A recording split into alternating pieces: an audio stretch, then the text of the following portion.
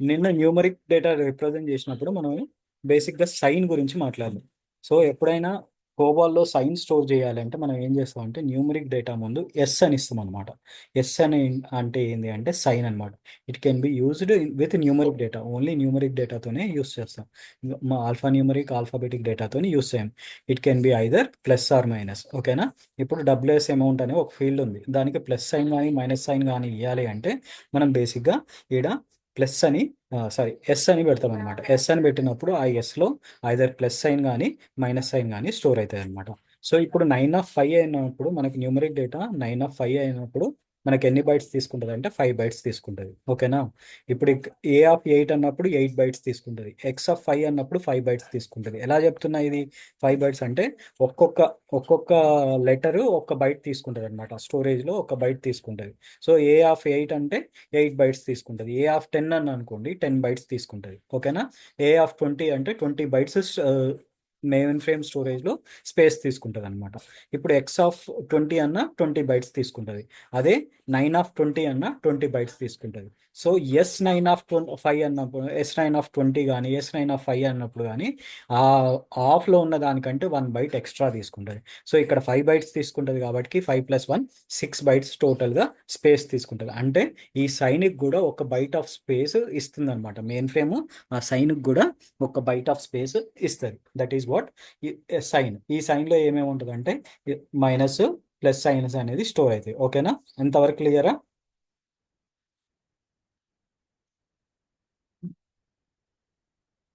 ఇప్పుడు మనం ఏం చేద్దామంటే డెసిమల్ వాల్యూస్ ఎలా స్టోర్ అవుతాయో చూద్దాం. ఓకేనా. డెసిమల్ వాల్యూస్ ఎలా స్టోర్ అవుతాయి, వాటిని డిక్లరేషన్ ఎలా చేస్తాం అనేది చూద్దాం. ఇప్పటిదాకా మనం 0, 1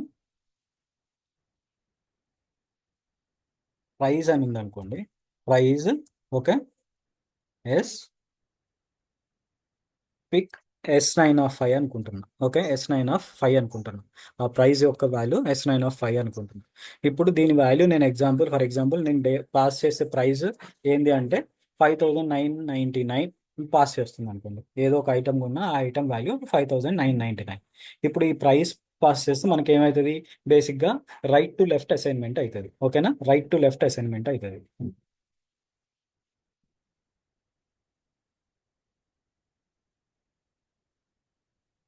okay. Right to left assignment అవుతుంది.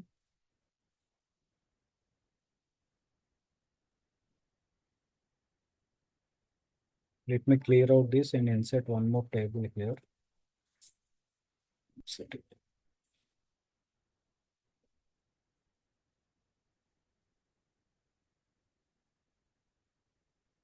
ఓకే. ఒక టేబుల్ ఇన్సర్ట్ చేసుకున్నా. దానికి కావాల్సిన వాల్యూస్ ఇవి అడ్రస్ స్పేస్లో అనుకోండి, ఒక్కొక్క దాని అడ్రస్ స్పేస్లో.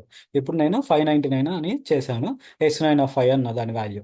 సో ఇప్పుడు నేను ఇది రీడ్ చేయగానే కోబాల్ స్టేట్మెంట్, కోబాల్ కంపైలర్ అనేది ఈ స్టేట్మెంట్ రీడ్ చేయగానే దీనికి ఏదో ఒక స్పేస్ అసైన్ చేస్తుంది. స్పేస్ ఎలా అసైన్ చేస్తుంది అంటే ఫ్రీ స్పేస్ ఉండి 5 బైట్స్ ఫ్రీ ఉండేవి చూస్తుంది అనమాట. ఇక్కడ నుంచి చూస్తే ఇక్కడ ఇదంతా ఫ్రీ ఉంది కాబట్టి ఈ అడ్రస్ తీసేసుకుంది అనుకుందాం.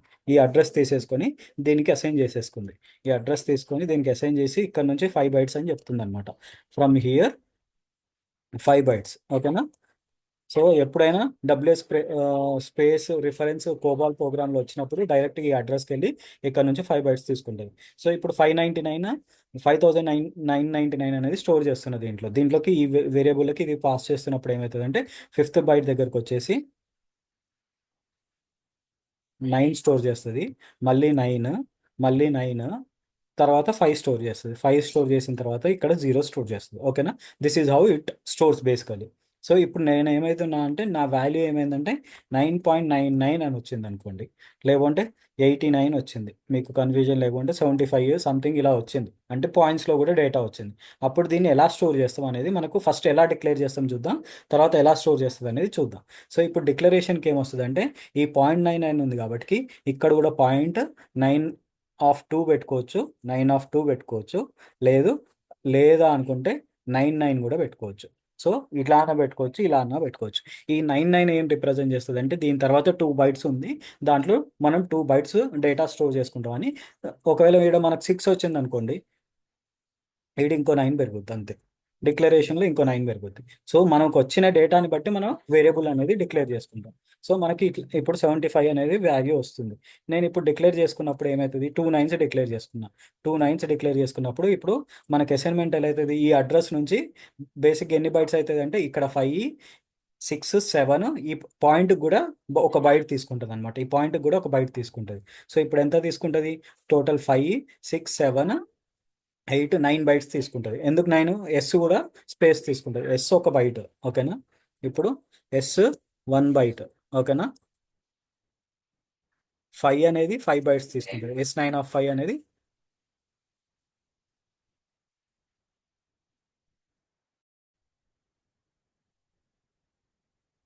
S9 అనేది 5 బైట్స్ తీసుకుంటుంది, ఓకేనా.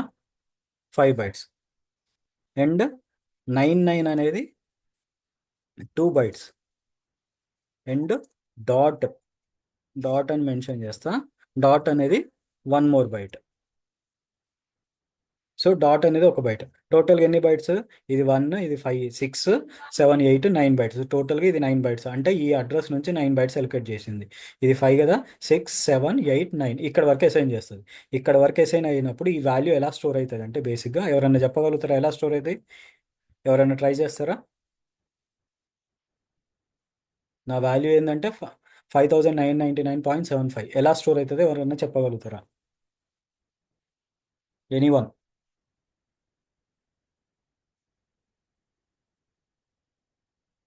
57? 57 ఎక్కడ? ఇక్కడ 5 స్టోర్ అవుతుందా డైరెక్ట్గా?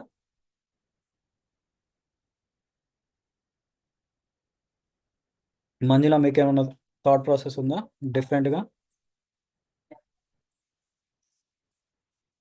డాట్ డాట్ కూడా స్టోర్ అవ్వాలి. చెప్పండి మంజుల.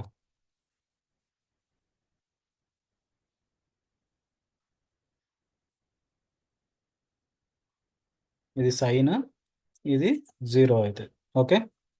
లేదు ఇది 0 అయినా ఇది సైన్ అవుతుంది, ఓకే. మంజుల మీకు ఇంకా వేరే థాట్ ప్రాసెస్ ఉందా? రత్నం ఏమో చెప్తున్నారు, చెప్పండి.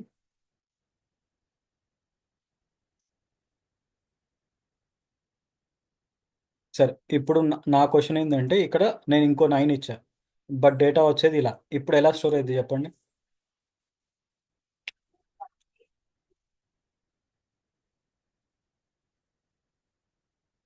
ఆ, అంటే డిక్లరేషన్లో ఇంకో 9 యాడ్ చేశా. 9 అనుకోండి.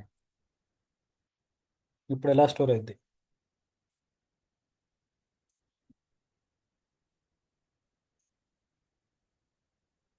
కాలం యాడ్ అయింది, 0 ఎక్కడ యాడ్ అయింది?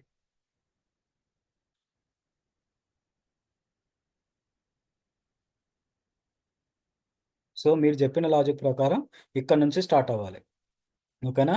ఇది 5 అవ్వాలి, ఇది 7 అవ్వాలి, తర్వాత ఇది 0 అవ్వాలి, ఇది డాట్ ఇలా రావాలి. సో ఇప్పుడు మనకి ఏమవుతుంది, 0.75గా, సారీ 0.75 కాస్త 0.75 అవుతుంది. అంటే వాల్యూ అనేది మనకు తగ్గిపోతుంది, మన ప్రైస్ అమౌంట్ అనేది తగ్గిపోతుంది, విచ్ ఈస్ రాంగ్ అనమాట.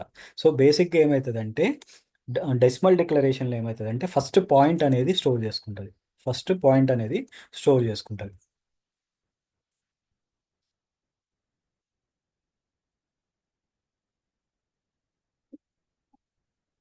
అడ్రస్ దాని బైట్స్ ఎలొకేట్ అయిన తర్వాత ఫస్ట్ పాయింట్ అనేది స్టోర్ అవుతుంది, ఓకేనా. సో నేను ఫస్ట్ పాయింట్ ఎక్కడ స్టోర్ అవ్వాలి, నాది ఇక్కడ స్టోర్ అవ్వాలి. ఈ డేటా అంతా తీసేస్తా. ఎందుకు, 3 బైట్స్ అటు 5 బైట్స్ ఇటు కాబట్టి, 6 బైట్స్ ఇటు కాబట్టి నేను ఏం చేస్తున్నా అంటే ఇది తీసేస్తున్నా, ఓకేనా. మిగతా డేటా అంతా తీసేస్తున్నా. ఫస్ట్ మెయిన్ ఫ్రేమ్ ఎలా స్టోర్ చేసుకుంటుంది అనేది డిస్కస్ చేద్దాం. ఫస్ట్ పాయింట్ స్టోర్ చేసుకుంది, ఈ బైట్లో పాయింట్ స్టోర్ చేసుకుంది. ఎందుకంటే ఇక్కడ నుంచి 10 బైట్స్ కాబట్టి 3 బైట్స్ తర్వాత నాకు ఇక్కడ దాకా 10 బైట్స్ అవుతుంది. 3 బైట్స్ తర్వాత డాట్ వస్తుంది, పాయింట్ అనేది 3 బైట్స్ తర్వాత వస్తుంది. సో అక్కడ పెట్టేసుకున్నాం. ఇప్పుడు ఏమవుతుందంటే పాయింట్ తర్వాత ఉన్న వాల్యూస్ అన్నీ ఫస్ట్ అసైన్మెంట్ అవుతుంది. ఎలా అసైన్మెంట్ అవుతుంది అంటే లెఫ్ట్ టు రైట్ కాదు, రైట్ టు లెఫ్ట్ అసైన్మెంట్ అవుతుంది. పాయింట్ తర్వాత ఉన్నాయన్నీ రైట్ టు లెఫ్ట్ అసైన్మెంట్ అవుతుంది. ఇప్పుడు 7 ఇక్కడ స్టోర్ అయింది, తర్వాత 5 ఇక్కడ స్టోర్ అయింది, తర్వాత 0 ఇక్కడ స్టోర్ అయింది. మళ్ళీ ఇది మాత్రం ప్రాపర్గా లెఫ్ట్ టు రైట్ అసైన్మెంట్ అవుతుంది అనమాట. సో 9 9 9 5 0. ఇది సైన్ కోసం. ఓకేనా? ఇలా అసైన్మెంట్ అనేది అవుతుంది. సో పాయింట్ డిసైడ్ అయిన తర్వాత ఆ పాయింట్ నుంచి, సో ఆఫ్టర్ పాయింట్ ఏమవుతుంది? After point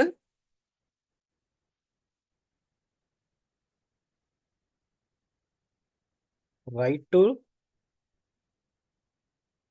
values values are assign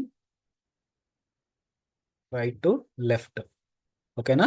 right to left assignment అయింది. Right to left, left to right assignment అయింది. After point left to right. ఓకేనా? Before decimal points values are assigned. Assigned అన్న దానికంటే stored అంటే correct meaning వస్తుంది. Stored అంటే correct meaning వస్తుంది. I'm changing that. Stored. Okay.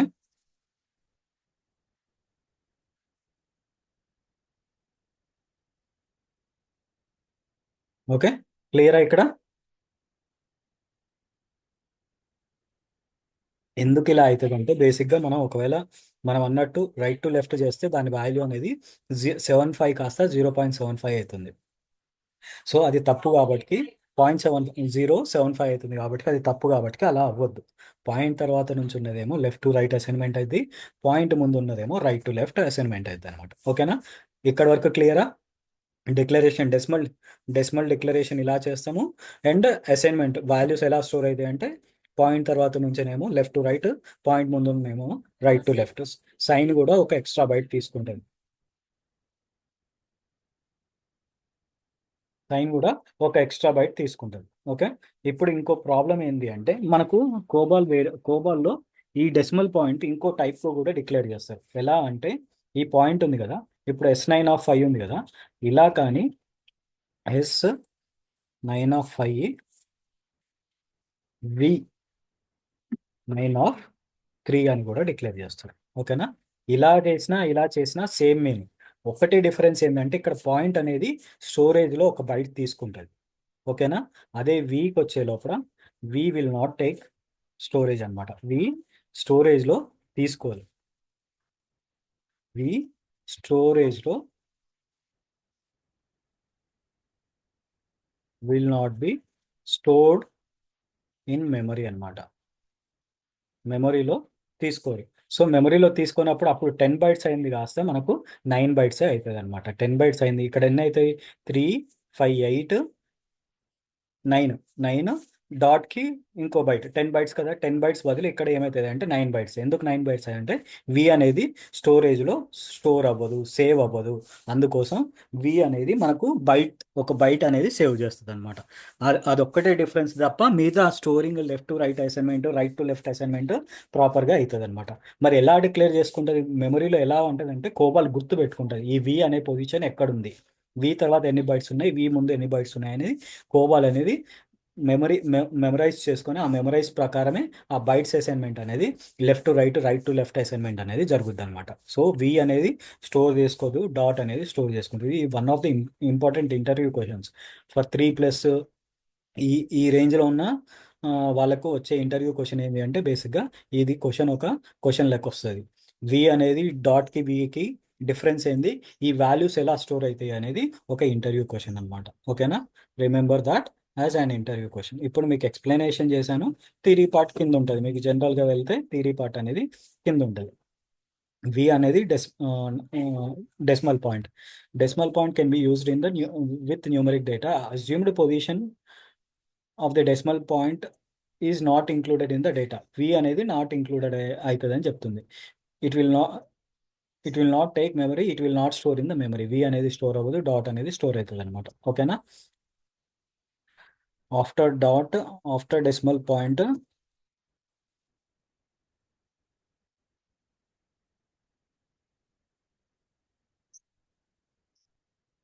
values are assigned left to right.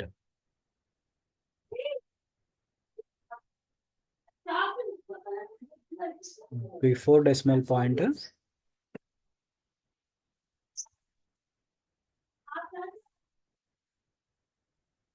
Values are assigned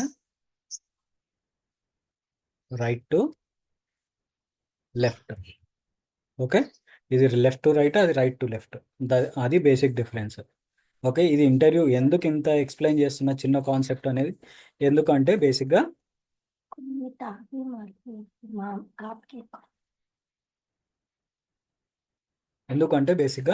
మనకు left to right assignment, right to left assignment ఎందుకు ఇంత క్లియర్గా ఇంత టైం తీసుకొని చెప్పడం అంటే ఇంటర్వ్యూ క్వశ్చన్స్ వస్తాయి కాబట్టి చెప్తున్నాం.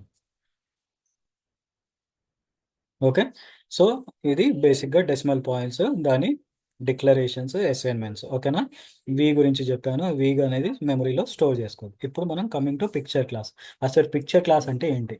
మనం ఇప్పటిదాకా వేరియబుల్ డిక్లరేషన్స్లో ఏం చేసామంటే 01 డబ్ల్యూఎస్ నేమ్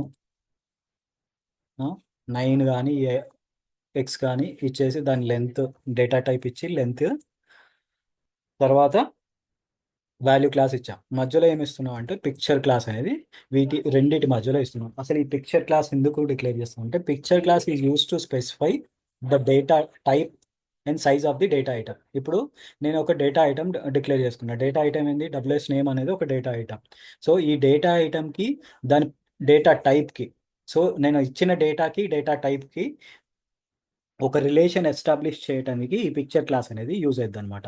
సో ఈ డబ్ల్యూఎస్ నేమ్కి అసలు మనకు డేటా టైప్ ఏంది అంటే అది ఎలా ఎస్టాబ్లిష్ అవుతుంది అంటే ఈ పిక్చర్ క్లాస్ వల్ల ఎస్టాబ్లిష్ అయ్యింది.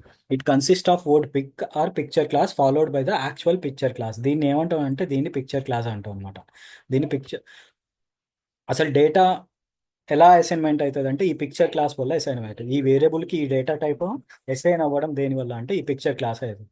అది ఐదర్ పిక్ అని పెట్టుకోవచ్చు, పిక్చర్ అని కూడా పెట్టుకోవచ్చు. అలా పెట్టుకున్నా ఇలా పెట్టుకున్నా కోబాల్ అనేది మనకు ఎర్రర్ ఏం త్రో చేయదనమాట. ఓకేనా, పిక్ అని పెట్టుకున్నా పిక్చర్ అని పెట్టుకున్నా రెండు సేమే, డిఫరెన్స్ ఏమి ఉండదు. మనకి ఇక్కడ రైటింగ్ అనేది కొద్ది తప్పుద్ది తప్ప మనకి డిక్లరేషన్లో డిఫరెన్స్ ఏమి ఉండదు అనమాట. That is the basic usage of picture class. ఏం చెప్తుంది అంటే type and size of the data item చెప్పడానికి ఈ పిక్చర్ క్లాస్ అనేది యూజ్ అయింది. మనకు ఏ టైపు ఆ డేటా ఐటమ్ ఏంటి, డేటా టైప్ ఏంది, డేటా లెంత్ ఎంత అనేది చెప్పడానికి పిక్చర్ క్లాస్ అనేది యూజ్ అయింది. Any questions here guys? Picture class